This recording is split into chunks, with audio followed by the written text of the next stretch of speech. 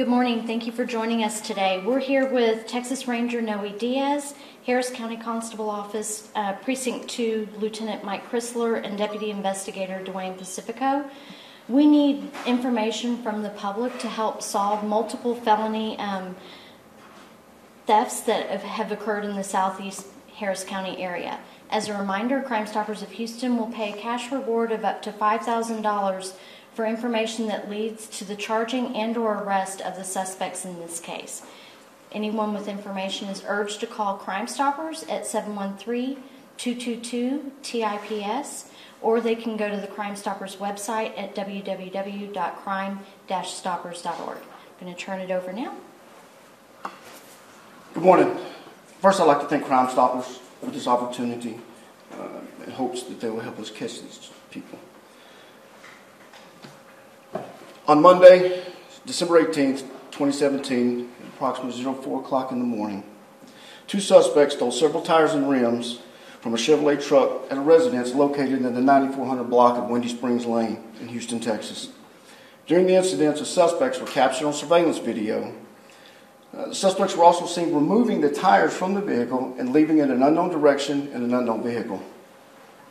This is a copy of the video, surveillance video, and with the help of the Texas Department of Public Safety, Ranger Division, and Ranger Diaz, we were able to get some forensic images printed up, and we'd like to present them to the public in hopes that somebody recognizes them and will urge them to call Crime Stoppers. Crime Stoppers will pay up to $5,000 for information leading to the charge and arrest of the suspects in this case. Information may be reported by calling 713-222-TIPS. And I'd like to turn it over to Ranger Diaz. Good morning. I'm going to do the Spanish portion of it for our Spanish-speaking audience. Buenos días. Mi nombre es Noe Díaz. Soy un sargento con la Policía Estatal de Texas. Hoy, el Departamento de Seguridad Estatal, the Texas Department of Public Safety, a través de los Texas Rangers, requiere la asistencia de la comunidad en general para la captura de los sujetos involucrados en el delito de robo. Los retratos hablados creados por un artista forense en Austin, Texas, dan una muestra de las personas aproximada de los sujetos que cometieron estos robos. Cualquier información que ayude a su captura, por favor de comunicarse con Crime Stoppers al 713-222-TIPS o al número 8477. Esta es una investigación con el contestable o el alguacil Chris Díaz, con la oficina del Distrito 2, del Distrito 2 al sureste del condado de Harris. A partir para nosotros ayudar juntos para compartir recursos, para ojalá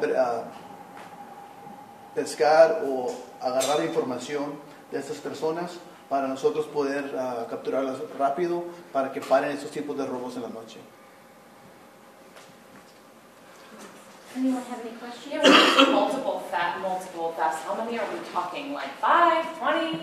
My agency alone, we have 31. And we believe that these two suspects are part of a larger group that's doing this through the entire county, maybe into the other counties. We're not sure just yet. Because it's so widespread, we're having some difficulties getting it all together. But go ahead. Sorry, go ahead. No, go ahead. Are they targeting a certain vehicle? Right. Mainly, well, all of them are Chevrolet products. Mostly your Texas editions, either your Silverados or your Tahoes. But yes, mostly, they're all going to be the 20-inch factory rims. Chrome. They're not aftermarket. Give people an idea, like how much money are we talking, how much value are we talking about? The rims, maybe $1,200, $1,300 alone. I'm sorry, can you say that again? The rims? Yeah. Maybe $1,200, $1,300. The rubber, depending on if they're new, a good set of new rubber tires, you're talking, anywhere between $1,000 and $1,500. We're estimating $2,500 per set of wheels and tires. And just based in our area, we're well over $50,000. We have reason to believe. I'm sorry. We have reason to believe that they are part of a much larger ring, and that's just based on the type of blocks being left on the scenes. We have collected some evidence from other scenes. We just haven't gotten that back yet. We have video surveillance of these same suspects on 2 accounts, and so that's what we're reaching out to the public with, is what we physically have right now. But we do believe it to be a much larger ring. When you say much larger, how many people are we talking about in this ring, ballpark? I mean, we don't have an exact number like Deputy Pacifico stated. We have at least 30 in our area, and then, we've spanned out to a reason to think that they maybe hit some auto dealerships in the southeast part of Houston as well. So it could be upwards of 100, We don't know exactly, but we do believe it is a much bigger issue than just this one case. And when you say 100, you mean 100 thefts, not 100 people, right? 100 okay. separate thefts. Okay, so how many people do you know could be part of this ring? It's really... I'll let Deputy Pacifico answer that. Okay, great. The best we can come up with is anywhere between 4 to 6 that we keep seeing over and over on video. Occasionally we see somebody that we've never seen before, but for the most part, it's on average between 4 to 6 same guys. Can you tell us how they get these wheels off? Usually those kind of wheels have locking. Right. I'm not going to go into specifics of how they're actually getting them off, but they are busting the locks on the wheels. They have figured out a way to do that. The wheel locks are not protecting the wheels. If the public has video surveillance in their home, we'd like for it to be working, recording, and clear, and on the property. A video camera pointed up at the sky or not working does us no good. We have numerous of these cases where there's no video, there's no nothing. You just walk outside and your truck's sitting on blocks. How long does it take them to get a set of tires? Fastest I've seen is about 2 minutes. 2 minutes, the entire set. Are they using power tools? Can you tell us anything about that, or do you want to tell us anything about that? I don't think they're using power tools. Everything I think they're doing is manual. And are these mostly in Southwest Houston? I know you said, it could be in other counties, but as far as most of them... The ones that I'm looking at currently are all in Southeast Harris County. They're all going to be in the South Belt, Sagemont area, the ones that I'm investigating. Now, I do know they cross over into other jurisdictions and other agencies. You talked about the blocks. Is there similarities within all the blocks that they're putting? Right. They're using landscaping bricks. They're bringing them with them. There have been a few instances where maybe something doesn't work with one of them, and they'll pull one out of your garden. Pull 2 or 3 of them out of your garden and stack them up. They know what they're doing. Are these guys dangerous? If you see them, I wouldn't confront them. Don't say nothing. Don't go outside. Don't yell. Just call the police. Call 911. Keep your eye on the video. Do not confront them. When you confront them, they're going to leave. Or worse, they're going to hurt you.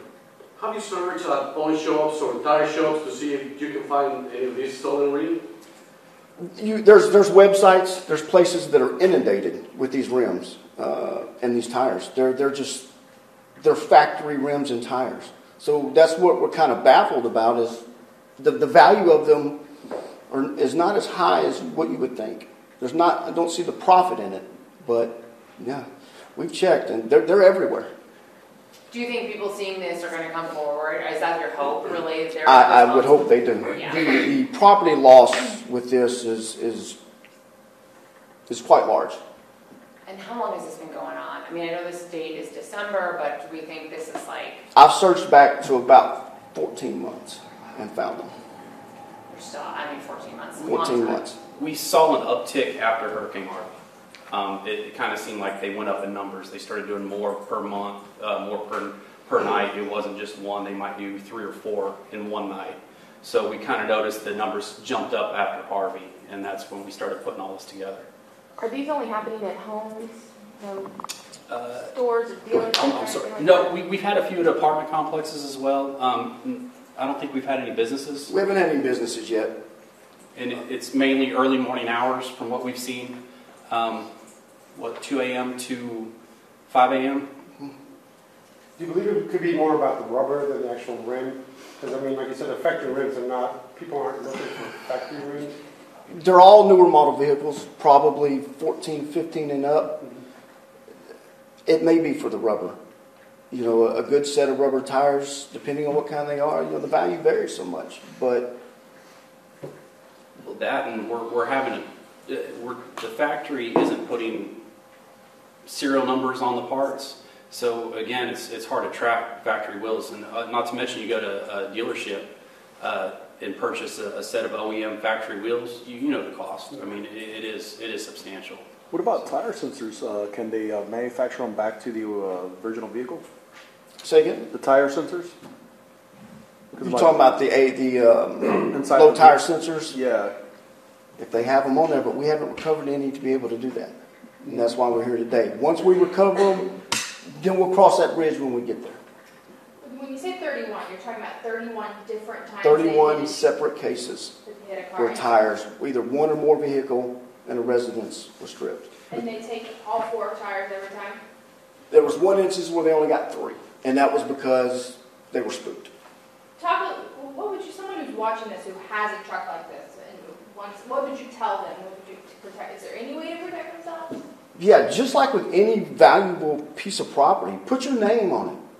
Put your address on it. Put some kind of mark on there that is identifying it, that relates it to you. And if it's possible, park in the garage. I mean, I hate to say that, but they're so fast at it that narrowing them down to one place, we're actively searching for these guys, and nobody's even got a glimpse of them other than surveillance cameras. So we know they're out there, but do whatever you can to protect it by putting it somewhere where it's a harder target. And you said it's 31 that these specific guys are linked to? These guys are involved in a majority of the ones that we have. Like I said, there's about 4 to 6 guys. Maybe one of them takes a night off. I don't know. But there seems to be a group of about 4 to 6 that keep doing this. And these 2 individuals keep popping up. Like I said, with the help of Ranger Diaz, he was able to come up, him and his agency were able to come up with the forensic images. And it just happened to be this video that was good enough to do that with. Do they say within the same time frame every time, between like 3 to 5? As the lieutenant said, yeah, it's usually very early in the morning, between 2 and 4, 2 and 5 in the morning. And they're very quiet, and they're very efficient at it. My question was just, how did the Rangers get involved? I contacted him. I reached out to Mr. Diaz, and he was more than willing to help, and we very much appreciate that. Do you have a guess why this ticked up after Harvey? No. I don't.